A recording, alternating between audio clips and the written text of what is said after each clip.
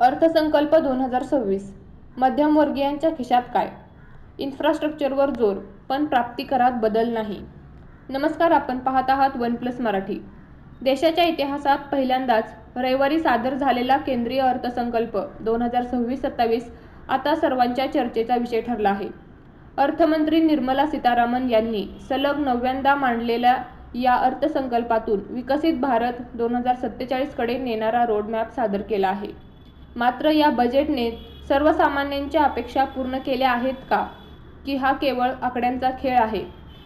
53.5 लाख कोटींच्या या अवाढव्य खर्चात तुमच्या आणि माझ्या खिशासाठी नेमके काय आहे, पाहूया या विशेष रिपोर्टमध्ये. या अर्थसंकल्पाचा सर्वात मोठा कल हा पायाभूत सुविधा म्हणजेच इन्फ्रास्ट्रक्चर आणि विकास कामांकडे आहे. सरकारने भांडवली खर्चात 11.2% वाढ करत तो 12.2 लाख कोटी रुपयांवर नेला आहे. याचा अर्थ असा की देशात नवे हायवे, रेल्वे कॉरिडॉर आणि विमानतळाचे जाळे विणण्यासाठी सरकार मोठी गुंतवणूक करणार आहे. यामुळे रोजगाराच्या संधी निर्माण होतील आणि अर्थव्यवस्थेला गती मिळेल, असा सरकारचा दावा आहे. नोकरदार वर्गाची सर्वात मोठी प्रतीक्षा असते ती प्राप्तिकराच्या स्लॅबमध्ये बदलाची. मात्र यंदाच्या अर्थसंकल्पात प्राप्तिकर रचनेत कोणताही बदल करण्यात आलेला नाही.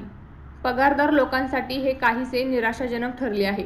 तरीही 1 एप्रिल 2026 पासून नवा इन्कम टॅक्स ॲक्ट 2025 लागू होणार असून जुना 1961 चा कायदा इतिहास जमा होणार आहे. टॅक्स रिटर्न भरण्याची मुदत 31 मार्चपर्यंत वाढवून सरकारने करदात्यांना काहीसा तांत्रिक दिलासा दिला आहे. शेतकऱ्यांसाठी सरकारने 1.62 लाख कोटींची तरतूद केली आहे.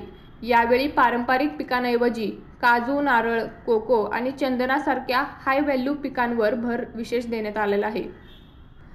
तंत्रज्ञानाची जोड देण्यासाठी भारत विस्तार हे बहुभाषिक AI पोर्टल लॉन्च केले जाणार आहे, जे शेतकऱ्यांना हवामान आणि पिकांबाबत अचूक माहिती देईल.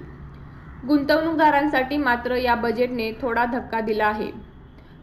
सरकारने फ्युचर्स आणि ऑप्शन्स वरील सिक्युरिटीज ट्रान्झॅक्शन टॅक्समध्ये वाढ केलेली आहे. यामुळे ट्रेडिंग करणे महाग होणार आहे.